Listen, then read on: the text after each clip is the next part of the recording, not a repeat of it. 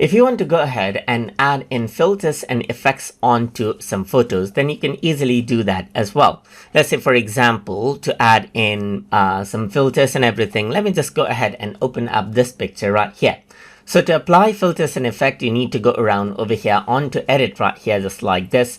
And then what you can do is you can go around over here onto the effects option. So here you can see that there's filters right here, and there's different sort of filters that I can actually apply right here. So I can make it much more vivid. As you can see, you can make it much more palmer right here, and so forth. So you can change around the intensity by using the slider right here, just like this as well.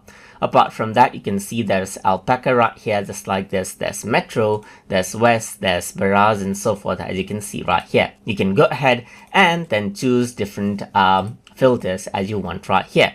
And this is simply how you can actually go ahead and apply filters as you need inside of Google Photos. So hope you guys learned something as always. And as always, please like, comment, share, and subscribe.